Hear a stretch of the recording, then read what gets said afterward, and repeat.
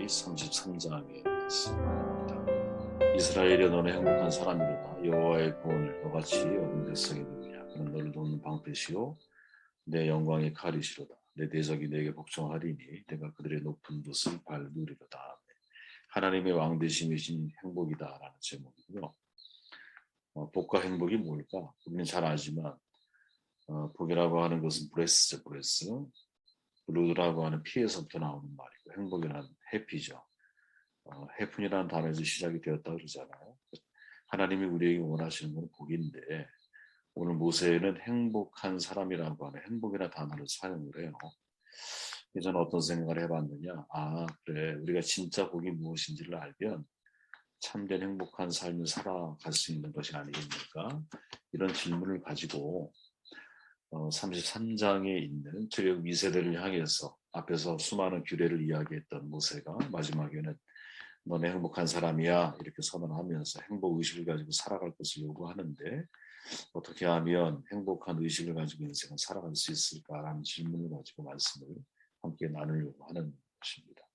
그렇기에 오늘의 33장에서 모세가 이야기하고 있는 내용 중에 뭐가 진짜 복이고 어떤 게 진짜 행복일까라는 관점에서 말씀을 한번 여러분들이 묵상해 보면 우리에게 주어지는 중요한 교훈들이 저는 분명히 있다고 생각을 합니다. 3절 말씀을 제가 세 번역으로 읽어보면, 주님께서 뭇 백성을 사랑하시고 그에게 속한 모든 성도를 보호하신다. 그러므로 우리가 주님의 발 아래에 무릎을 꿇고 주님의 말씀에 귀를 기울입니다. 우리가 모세가 전하여준 율법을 지킵니다. 이 율법은 야곱의 자손이 가진 소유 가운데서 가장 으뜸가는 보물이다. 연합한 지파들이 모이고 백성의 지도자들이 모인 가운데서 주님께서 이스라엘 개역개정에서는 여수룬이라고 표현되어 있죠. 이스라엘의 왕이 되셨다 이렇게 기록을 합니다. 네, 제가 패드가 갑자기 꺼져가지고 그것도 보고 봤습니다. 여수룬이란 여러분 이스라엘의 별칭이거든요. 우리로 얘기하면 아주 친근한 부모가 자식을 부릴 때 아유 내 새끼, 아유 사랑하는 내 새끼 이런 식으로 표현하잖아요. 의로운 자, 정직한 자라는 뜻을 가지고 있고 이스라엘에 대한 별칭이다 이렇게 생각하시면 됩니다. 여수룬이란 단어는 성경에 4번밖에 사용이 안 돼요. 근데 그 중에 모세가 3번을 쓰고 이스라엘가 1번을 쓰죠. 모세가 3번 쓴 것 가운데서 2번이 오늘 본문 33장에 등장을 하는데, 여수룬의 의미가 무엇인지에 대해서 핵심적인 내용은 사실은 모세가 33장에서 우리에게 정확하게 소개해주고 있습니다. 모세는 이스라엘이 하나님의 사랑하심을 백성이고 가장 으뜸가는 보물, 율법을 받은 백성이고 그 율법을 지킴으로 하나님을 왕으로 모신 백성이다. 이렇게 오늘 3절에서 이야기해주고 있죠. 복이 뭐냐? 하나님이 우리의 왕이 되신다는 거. 이것이 진정한 복이자 참된 행복의 저는 뿌리라고 저는 생각을 합니다. 진짜 문제는 뭐냐면 하나님이 우리의 왕이 되신다는 것이 복으로 믿어지지 않는다라는 것이죠. 이게 세상 사람들이고 이게 회색의 신앙을 가지고 있는 신앙인들의 어떻게 보면 가장 큰 문제일 수 있다라는 거예요. 하나님이 내 인생의 왕이 되는 게 복으로 믿어지지가 않아요. 그런 점에서 참된 복과 행복은 여러분 진리를 아는 데 있고 나아가서 그 진리를 내가 믿는 데 있는 거. 믿음이 있어야 복이 복인 줄 알고 복 속에 있는 진정한 행복이 무엇인지를 알 수 있다라는 거죠. 무슨 말이냐? 진정한 복과 행복이 무엇인지 모르거나 설령 복과 행복이 무엇인지 안다 해도 그것이 내 마음에 믿어지지 않는다면 그것은 만약에 복이 될 수 없다라는 것이죠. 한 예를 들어 보면 여러분 히브리 기자의 11장에 보면 믿음장이라고 그러잖아요. 그 내용에 이제 몇 구절을 제가 뽑아내면 7절에 믿음으로 노아는 아직 보이지 않는 일에 경고하심을 받아 경영으로 방주를 준비하여 그 집을 구원하였으니 이로 말미암아 세상을 정죄하고 믿음을 따르는 위에 상속자가 됐다. 믿음으로 아브라함은 부르심을 받았을 때에 순종해서 장래의 유업으로 받을 땅에 나아갈새 갈 바로 하지 못하고 나아간다. 24절 믿음으로 모세는 장성해서 바로의 공주의 아들이라 칭함받기를 거절하고 도리어 하나님의 백성과 함께 고난받기를 잠시 죄악의 낙을 누리는 것보다 더 좋아했다. 그리고 그리스도를 위하여 받은 수모를 애굽의 모든 보암으로 더 큰 재물로 여겼다. 31절 믿음으로 기생 라합은 정탐꾼을 평안히 영접하였으며 순종하지 아니하는 자와 함께 멸망하지 아니하였다. 히브리 기자는 모두가 육체적인 즐거움을 쫓고 있을 때 노아 시대죠. 산 위에서 120년 동안 방주를 짓고 있는 노아를 믿음이라고 말하고 있거든요. 갈대아 우루 우상의 도시잖아요. 거기서 그 우상을 통해 장사하며 먹고 살고 있는 아브라함이 갈 길을 알지 못하고 고향을 떠나는 것은 믿음이라고 말하거든요. 이집트의 왕궁 생활을 포기하고 잠시 누리는 죄악의 낙보다 그리스도를 위한 수모를 선택한 모세, 믿음이라고 말하거든요. 하나님의 행하심을 여리고 사람이 들었어요. 순종하지 않아요. 근데 스스로 자기를 격리해서 그들과 구별해서 이스라엘 정탐꾼을 영접한 기생라합, 믿음이라고 말을 하거든요. 자, 질문해 볼게요. 그들이 이런 선택을 하기 위해서는 뭐가 필요할까요? 저는 최소한 두 가지가 필요하다고 생각을 하는데, 첫째는 진짜 복이 무엇인지를 아는 거죠. 진짜 복이. 둘째는 그것에 대한 믿음이 필요한 거거든요. 믿어줘야 행동을 하기 때문에. 그러니까 진짜 어떤 선택이 복인 줄 알아야 되는 게 1순위. 진리에 대한 깨달음이죠. 그리고 그것이 내 마음속에 믿어져야 그 행동을 할 수 있다는 거예요. 그렇게 진짜 복과 행복은 모두 참 진리에 대한 믿음이 전제되어져 있는 거지. 실은 우리가 여러분 왜 복과 저주의 길을 가느냐? 복된 길이 믿어지지 않기 때문이거든요. 믿음이 없기 때문에 저주의 길을 선택을 하는 거예요. 믿음이 없기 때문에 최선의 삶을 알지만 차선을 선택해서 인생을 살아가는 것이고요. 믿음이 없기 때문에 잠시 누리는 즐거움에 내 인생을 오래 가는 거예요. 믿음이 없기 때문에 멸망의 길인 줄 알면서도 벗어나지 않거든요. 그래서 인생이 불행해지는 거예요. 성경이 말하고 있는 매우 중요한 핵심이죠. 같은 관점에서 여러분, 하나님이 이스라엘의 왕이 되신다라는 것, 하나님이 왕이시기 때문에 그분의 말씀을 따르는 것이 가장 으뜸 가는 보물이라는 사실이 믿어져야 사실은 말씀 순종이 가능한 것이죠. 그것이 믿어지지 않기 때문에 인간은 끊임없이 자기 소견에 옳은 대로 살려고 하는 것이고, 날마다 자신을 죽이는 것보다 날마다 자기 자신의 만족을 위해서 인생을 살아가는 것이죠. 이게 죄의 지향성, 벗어던지기가 참 쉽지가 않은 거예요. 그래서 이런 말이 있잖아요. 하나님을 모르는 인생의 행복을 찾는 것은 쌓여있는 건초돌 위에서 바늘을 찾는 것과 같다. 이제는 그 건초돌 위에 바늘이 볼려부터 없었다는 거예요. 우리가 찾고자 하는 바늘은 여러분 세상이라는 건초돌 위에 없거든요. 토사이드 선교사가 하신 말씀인데 이것을 제가 다른 식으로 한번 정리해 봤어요. 세상이란 건초돌 위에는 바늘이 없어요. 그러나 어떤 사람은 건초돌 위에서 바늘을 찾으려고 해요. 바로 그 어떤 사람은 행복이 어디에서 시작되는지 모르는 인생인 거죠. 그러니까 진짜 행복은 하나님을 아는 것에서부터 시작이 되는 거예요. 하나님을 아는 게 복이에요. 진리를 아는 게 복이거든요. 그리고 진리를 내가 알게 되었을 때 그것을 믿음으로 내가 받아들이고 반응할 수 있는 거예요. 이게 진짜 복이라는 거죠. 하나님이 내 인생의 왕이 되신다는 게 진짜 복이고 거기에서부터 행복이 시작된다는 사실을 여러분들이 머리로 인정하고 있다면 30cm만 더 내리셔서 가슴으로 그거를 받아들이고 믿는 은혜의 자리에 서기를 주의 이름으로 축원을 드립니다. 8절 말씀을 제가 한번 또 읽어볼게요. 내일을 두고 그는 이렇게 말하였다. 내일에게 당신의 분림을 주소서 신실한 당신의 사람에게 우림을 주소서 당신께서는 마사에서 그를 시험해 보셨고 무리바 샘가에서 시비를 갈아보셨습니다. 그는 제 아비와 어미를 모른다면서 제 동기도 외면하고 자식마저 모른 채 하면서 하나님의 말씀만 따라주신 계획을 지켰습니다. 그들은 당신의 바른 길을 야곱에게 당신의 법을 이스라엘에게 가르치며 향기를 하나님 앞에 피워 올리고 제단의 번제를 바치는 사람들입니다. 지금 모세가 12지파를 축복하고 있는 내용 중에 레위 지파를 축복하는 내용을 제가 지금 세 번역으로 소개해 드린 거예요.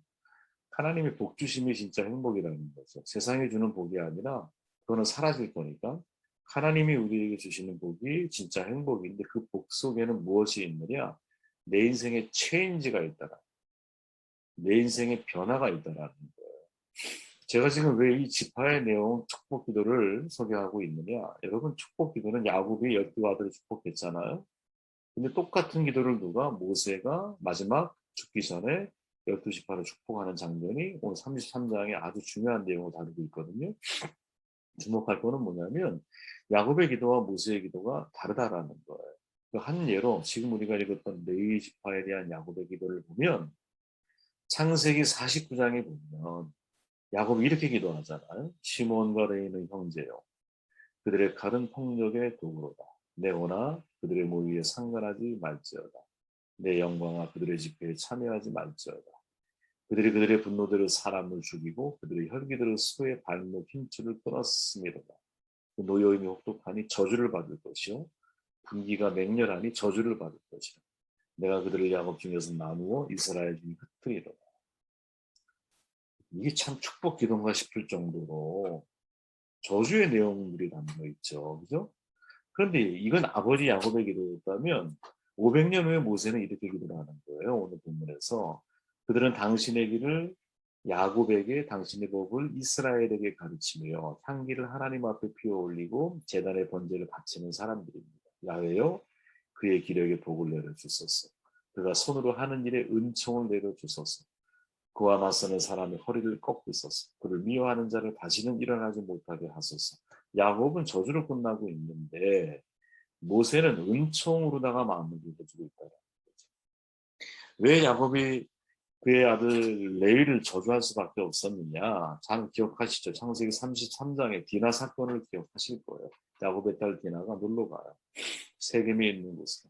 세겜 족장 하몰의 아들이 야곱을 연모하죠. 그러다가 둘이 동침을 해요. 강간인지 함께 동침을 한 건지 명확하지가 않아요. 어쨌든 하몰의 아들은 디나를 사모한 건 사실이에요. 정식으로 야곱을 찾아와서 보상을 약속을 하고 청혼을 하죠. 그러나 야곱의 아들들은 동의하지 않아. 할례를 조건으로 내세워요. 할례 받은 지 3일이 지나는 남자 꼼짝 못하잖아요. 남자들을 다 죽여요. 그죠? 그 일의 주동자가 누구냐? 시므온과 레위였어요. 사복은 이 사실을 야곱은 잊지 않고 그것을 그대로 아들에게 전수하는 그들은 칼은 폭력의 도구요. 저주를 받을 것이요. 이스라엘 중에서 흩어질 것이다. 그리고 또 500년의 시간이 지난 후에 모세가 레위를 위해 기도해요. 모세의 기도 가운데서 여러분 야곱의 기도가 이루어진 건 하나야. 그죠? 이스라엘 중에 흩어져. 레위 지파는 흩어져서 살게 되어 있어요. 그죠? 근데 그 나머지 모든 내용들은 다 체인지 바뀌더라는 거지. 모세는 뭐라고 기도하느냐? 레위 지파는 경건한 자입니다. 우리 인간 준비이 뭐예요? 하나님의 뜻을 알아내는 거잖아요. 하나님의 뜻을 알아내는 사명을 받은 자입니다. 주님의 율법을 이스라엘에게 가르치는 자입니다. 주의 성전을 섬기는 봉사자들입니다. 이렇게 축복하며 기도하는 거예요. 그러니까 야곱이 기도했던 흩어지는 것 외의 모든 모세의 기도의 고백은 저주가 아니라 다 축복이죠. 저는 이게 되게 중요한 거라고 저는 생각을 합니다. 네. 이제 그런 거죠. 우리 인생의 진짜 복이 뭐냐면 내가 저주받을 인생길을 선택을 해서 걸어가는 인간이지만 언제든지 우리가 하나님 앞에 복된 삶으로 변화될 수 있다라고 하는 것을 모세는 각 지파들을 통해서 증언을 해주고 있으면서 특별히 레위 지파, 자기가 속한 게 레위 지파니까 레위 지파에 대해서는 더 강력한 모습으로 우리에게 이야기해주고 있는 것이 저는 여러분 진짜 복음은 우리의 인생을 바꾸는 능력이 있다고 생각을 하거든요. 성경 말씀의 능력이 뭡니까? 삶을 변화시키는 능력이에요. 복음은 우리의 인생을 바꿀 수 있어요. 그러나 절대로 여러분 복음은 저절로 우리의 인생을 바꾸는 것이 아니에요. 지금 모세는 레위 지파가 야곱의 저주에 기도하는 정반대의 삶을 레위가 살아낸 것에 대해서 강조를 하고 있죠. 그죠? 우리가 잘 알지만 중요한 순간에 레위는 하나님을 위해서 그죠? 3,000명이라고 하는 사람을 죽이는 일에 동원이 돼요. 그죠? 우리가 잘 아는 고라 일당 사건 속에서 우리가 그 사건을 다 기억하잖아요. 그죠? 그런데 이 변화가 저절로 이루어진 것이냐? 그건 절대 아니라는 거예요. 우리가 주목해야 할 구절이 구절이에요. 구절. 구절을 보면 이런 내용이 나오죠. 그는 제 아비와 어미를 모른다면서 제 동기를 외면하고 자식마저 모르는 채 하면서 하나님의 말씀만 따라 주신 계약을 지켰습니다. 참 되게 굉장히 중요한 장면이라고 생각을 하는데 마치 신약에서 예수님이 제자들에게 요구한 내용과 비슷하잖아요. 마태복음 10장에 보면 사람의 원수가 자기 집안 식구다. 아버지 어머니를 나보다 더 사랑하는 자 내게 합당하지 않아. 아들과 딸 나보다 더 사랑하는 자 합당하지 않아. 자기 십자가를 지고 나를 따르지 않는 자 내게 합당하지 않아. 자기 목숨을 얻는 자는 잃을 거야. 나를 위해 목숨을 잃는 자는 얻을 거야. 굉장히 참 되게 과격한 말처럼 우리에게 다가오죠. 그죠? 자기 친족을 저버리는 것은 믿음이 없는 자의 행동이라고 야고보는 말해요. 우리는 어떻게 이해할까? 이 말씀의 핵심이 뭘까? 삶의 가장 최우선 순위가 하나님보다 더 위에 없는 사람이 진짜 하나님 앞에 복받은 사람이다. 레위는 그거를 실천에 옮기고 있다라는 거예요. 레위가 왜 야곱의 저주 기도에서 모세의 축복 기도로 인생의 변화를 경험할 수 있었느냐? 왜 레위가 하나님을 섬기는 일에 부름받고 선택받을 수 있었느냐? 그건 저절로 이루어진 게 아니라 이 레위 지파 사람들은요, 어떤 이유에서인지는 모르지만 자기 아비와 어미를 모른다고 말하고 동기를 외면하고 자식마저 모른 채 하면서 무엇? 하나님의 말씀을 따라 주신 계약을 지키려고 하는 도전을 해왔다라는 거죠. 다시 말하면 진짜 변화되기 위해서 레위는 하나님을 내 인생의 첫 단추를 끼우는 거예요. 하나님보다 일단 소중한 게 없다. 만약에 하나님보다 더 소중하게 여기는 것은 내 인생의 우상이라는 거죠. 그리고 이것을 자기 행동으로 실천에 옮기고 났을 때 이 레위 인생의 진짜 변화가 시작되고 있다는 거죠. 그죠?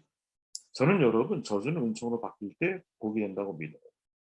누구든 여러분 딱 봤을 때 저주받는 인생의 길을 걸어가고 또 그런 삶을 살아가는 사람이 분명히 있다는 것도 저도 동일하고 인정해요. 그런데 그런 사람도 저는 변화될 수 있다고 믿거든요. 단 마음으로만 원하는 게 아니라 그걸 행동으로 실천하려고 하는 사람. 그럼 그때 행동의 실천의 첫 번째는 뭐냐? 하나님이 내 인생의 첫 단추가 돼야 돼. 왜? 하나님이 왕 되시는 게 진짜 복이기 때문에 그렇듯이. 내 인생의 과거에는 첫 단추가 나였고 나의 아비였고 나의 어미였고 나의 자식이었고 내가 하고자 하는 하고 싶은 나의 꿈이요 야망이었다면 이제는 그 첫 단추가 하나님이 내게 약속으로 주신 말씀을 지키려고 하는 게 첫 단추가 되어진 사람. 그죠? 그 사람의 인생에 진짜 복된 변화가 있는 것이 아니겠는가 하는 생각을 해보게 됩니다. 네.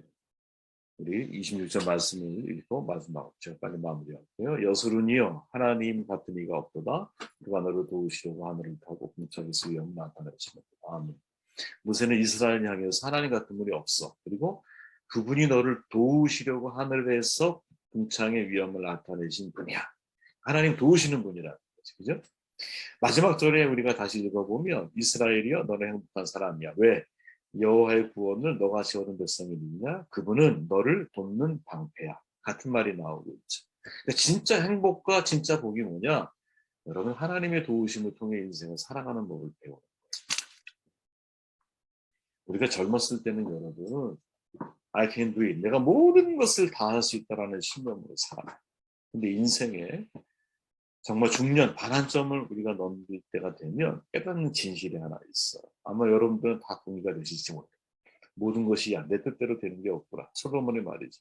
마음의 경영은 사람에게 있어도 응답은 여호와께로 나느니라. 이걸 내 삶을 통해서 경험한 때니까 아내와 남편, 심지어 자식, 아니요. 심지어 내 자신조차도 내 마음대로 안 돼요. 그때 비로소 우리는 여러분 나의 한계점을 보게 되고 그 한계가 나를 하나님을 자꾸 주목하게 만드는 거예요.